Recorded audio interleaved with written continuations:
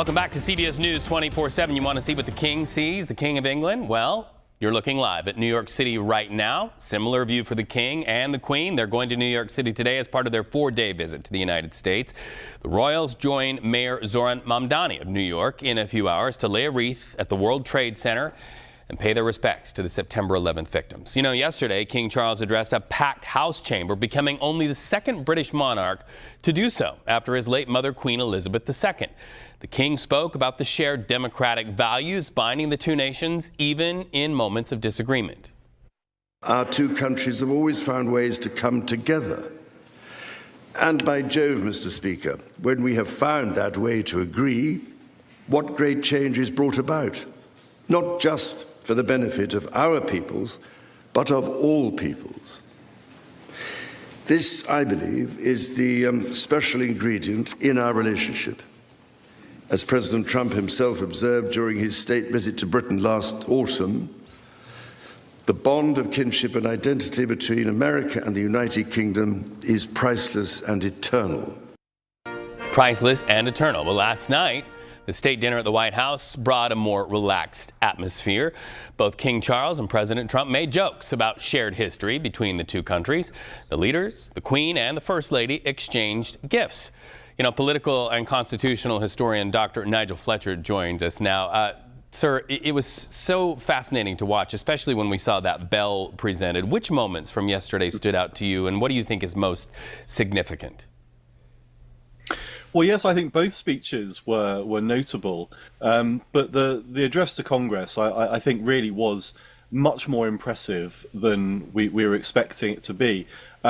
We knew the King was going to be having to walk a very delicate line between being polite to his host and delivering some messages that will perhaps have been uncomfortable for President Trump to hear.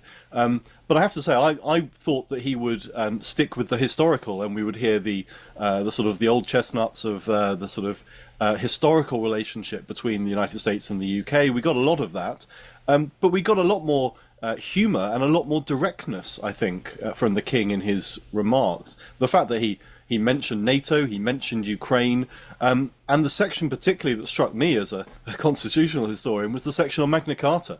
There was a very direct statement there about checks on executive power, which received a very enthusiastic response in some parts of the chamber, but must have been quite difficult, I think, for President Trump to hear. Well, and after that, let's talk about the state dinner, because President Trump, if we're trying to see how he received the words, he actually said King Charles aligns with the United States position that Iran should not possess a nuclear weapon. Take a listen to that, and then we'll talk about it. And we're doing a little Middle East work right now, too, if you might know, and we're doing very well. We have militarily defeated that particular opponent, and we're never going to let that opponent ever. Charles agrees with me, even more than I do. We're never going to let that opponent have a nuclear weapon. They know that, and they've known it right now very powerfully. I heard on the radio this morning one of the British lords say that that is the place where the United States and the UK are solidly aligned, and that's making sure Iran never has a nuclear weapon. The UK, NATO, both oppose the nuclear weapons part of this, but also we do know that the UK has not been desirable to draw themselves in to this conflict. What do you think the next chapter is? Yes, I mean, that was a bit of a slip. I mean, you could see the British delegation almost sort of wincing at that moment. It's quite possible, I think, that the King may have indicated agreement with President Trump on that particular point. As you say, that's not really the point of disagreement between the two governments at the moment. They're disagreeing on the military action that President Trump is taking. But, you know, we cooperated with the United States in achieving the deal that was supposed to stop Iran pursuing its nuclear program some years ago. So that's not a point of contention particularly. What I think will have struck the British delegation as a bit off message was the fact that those private discussions between the President and the King are not supposed to be revealed, but also the King is not a political figure, so anything that he might agree with or say in private is not something that is speaking on behalf of the government in that way. But I think it was a minor aside from the president. It could have been a lot worse. But that speech, both speeches actually by the president and by the king at the state dinner, were much more light-hearted, and I think it was quite good tactics on the part of the king to make his serious points in Congress, and then to perhaps make a more light-hearted speech in the evening at the state dinner, flattering Trump more overtly and giving him the gift that he gave him.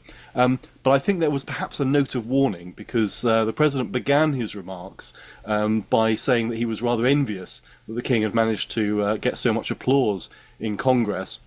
And I think sometimes somebody else getting more applause than him can be a dangerous thing with this president.